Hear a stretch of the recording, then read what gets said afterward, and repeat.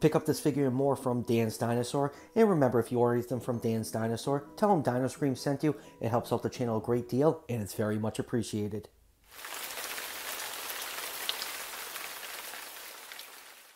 Hey everyone, welcome back to another PNSO review. Today we'll be taking a look at Domingo, the Carnotaurus. I've been waiting a long time for PNSO to do their version of this dinosaur. Carnotaurus is a very popular dinosaur species.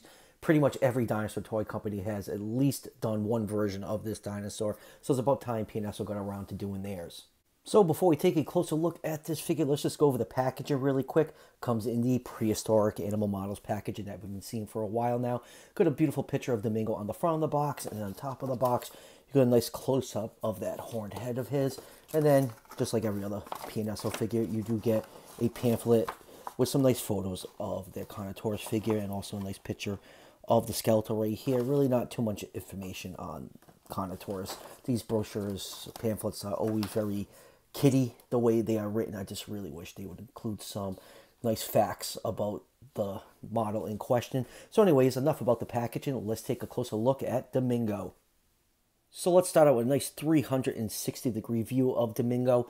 PNSO did a really good job sculpting this Carnotaurus. I think this figure looks absolutely beautiful, and I love the dynamic pose that they gave this figure. The animal is sculpted in mid-stride with its head turned to the side, and I love how the body is off-center, like it's tilted to one side.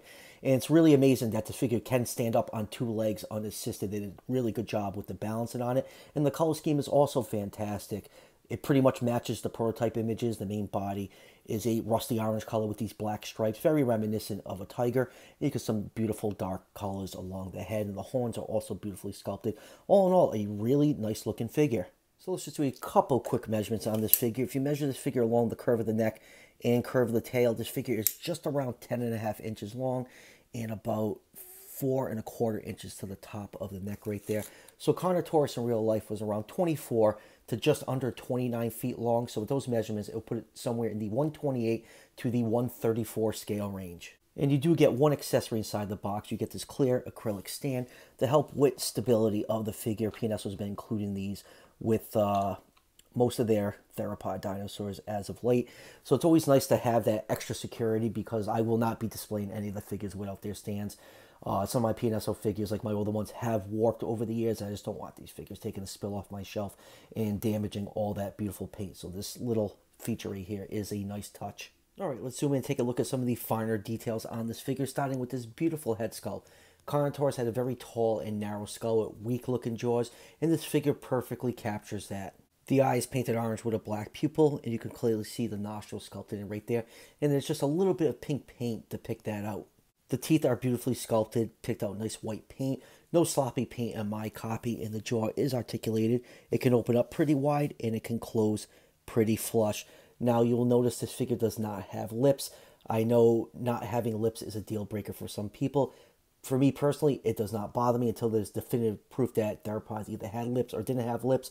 This type of thing is not going to bother me at all. And looking at the figure from the front, you can just see how narrow the skull is on this animal. I would like a little bit more soft tissue sculpted. I feel like the skull is just a little too shrink wrapped in my opinion, even though you really can't make out the fenestra or the orbital socket. I just wish there was a tiny bit more meat on the skull of this figure. And because of that mouth articulation, you do get some nice mouth detail inside here. There's a nice gloss coat over everything to give that wet look. I love how the back of the throat looks. It looks like it goes on forever, especially with the lighting in the studio.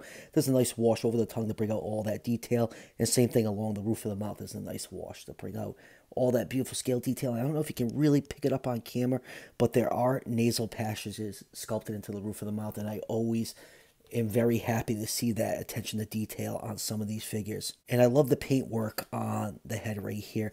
Has this nice dark coloration, and there's this like dirty wash that goes over it. It just gives the appearance that the scales have like caked up dirt and grime, and I think that's a beautiful touch. The horns are beautifully sculpted, and if you look at them from the bottom, there is some crack sculpted in there, and there's a nice wash in there to bring out all that beautiful detail. They have a little bit of a gloss coat to give it that keratin sheath look. And, interesting fact about Carnotaurus, when the only specimen was discovered, it was discovered that there was scale impressions along the body. But by the time they discovered the scales, there was a matrix that covered the skull of the animal. And unfortunately, that matrix was removed before the scale detail of the rest of the body was found. So if that was caught earlier, we would have known what the face of Carnotaurus looked like. And that might have settled the lipless, lip look on at least this theropod dinosaur for good. So it's kind of sad that that is now lost to us till the end of time. And then going down to the neck, the nice long neck of Carnotaurus is beautifully sculpted. You have this nice row of spikes that start just behind the head that go all the way down the back of the animal, all the way down almost to the very tip of the tail.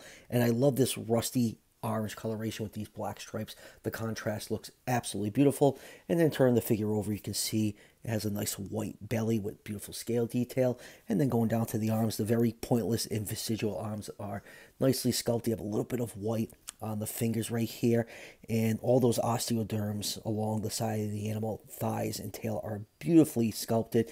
Now, this is one of the things that some collectors have an issue with this figure, the oversized scales on this figure. Yeah, they are oversized, but for me personally, I love that tactile feel of all this texturing on here.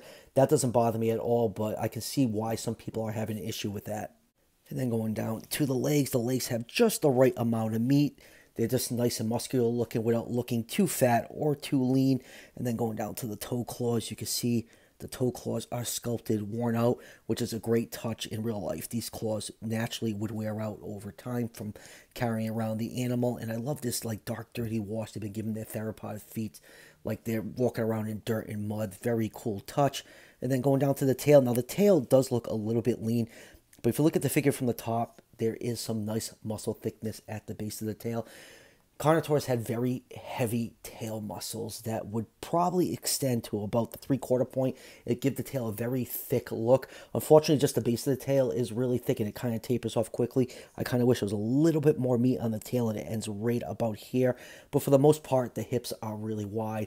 The chest cavity is really wide. And with all that muscle detail, it would give the top of the animal a very flat look. If you rub your finger along the top of his figure, it is flat feeling, so they did get that accuracy correct. I just wish there was a little bit more meat on this tail. And then turn the figure over. We have to always do a comparison to see if our dinosaur does have a cloaca, and there is the butthole slit right there. You can see more of that nice scale detail underneath the tail right here. Beautiful scale variation on this figure. I think it just looks absolutely fantastic looking. So all in all, this is a really well done Carnotaurus figure. So moving on with comparisons, here it is with a bunch of Carnotaurus figures from various companies. And as you can see, Carnotaurus has been treated pretty well over the years. There's a lot of great figures from the other companies, and it's kind of hard to choose which one is the best one. So let's pull Domingo down and go over these one by one. So let's compare Domingo to the old Carnegie Collection Carnotaurus. Now this figure is just around 11 years old, and it's still a great figure. It's still among one of the best Carnotaurus figures ever made. And if you just want to stack these two figures next to each other, you can see the tail base on the Carnegie one is a little bit thin. I felt if it was a little bit thicker, I think this figure would be absolutely perfect. But for an 11-year-old figure, it still is absolutely fantastic looking. And next up is let's do the Collectae Carnotaurus. This is a personal favorite of mine. I love the silhouette and profile of this figure. Even though when you compare it to this one, I feel like the Collectae one is a little bit thin. They got the tail right. It's nice and thick, and it gradually tapers down. It's pretty much, the same thickness to get about this point, and it just tapers off slightly. But the hips and chest cavity are a little thin in my opinion, but from the side, I think the figure looks absolutely gorgeous. And next up is the old Papo Carnotaurus, which for a Papo figure, it's really not that bad. I just feel like the head is just a little too wide on it, but the thickness and everything on here, I think, matches up pretty good to what we understand what Carnotaurus look like. So still a good figure, even though it is from Papo, and they do get a lot of flack, even though they don't claim to make scientifically accurate figures. And next up is the Reborn Carnotaurus, and this figure is just such a weird Carnotaurus figure. It is kind of charming in its own right, but far as accuracy, the head is too wide, the arms are too long.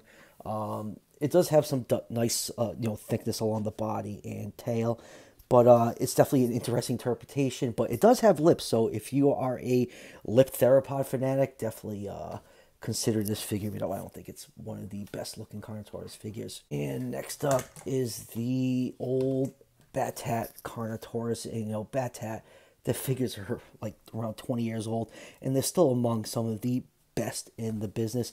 And this Carnotaurus still holds up pretty well. You got some nice thickness for the chest, hips, and tail base. And I still think, for 20 years old, these Batat figures put a lot of other companies' recent figures to shame. And lastly, the Safari Limited Carnotaurus. Now, this Carnotaurus is really beefy, especially when you compare it to pretty much any other Carnotaurus figure. It has some serious bulk on it, especially the hind legs. But you look at it from the top, it is a really wide and flat looking top, which is what Carnotaurus should look like. Big wide chest cavity, big wide hips, and a very thick tail base that gradually tapers down to about the 3/4 point, as it should be. I just feel like the legs on this animal are just a little bit too beefy. Carnotaurus is naturally estimated to be a very fast animal. I just feel like the bulk on the legs is just a little too much. Other than that, this is a really good figure, and it also has lips for your lip fanatics. So let me just put Domingo next to it really quick. So you really can't go wrong, picking among this group of Carnotaurus figures. Carnotaurus has had a pretty good run over the years. And let's just compare to a few other PNSO figures. Next up is their Spinosaurus, and like I always say, the Spinosaurus is based off a juvenile specimen. So since both these figures are around 135 scale, they do scale really well with each other. And here it is with their very spiky Maragaya. And lastly, here it is with PNSO's awesome looking Tyrannosaurus Rex. And since both these figures are around 135 scale, I think they look absolutely beautiful next to each other.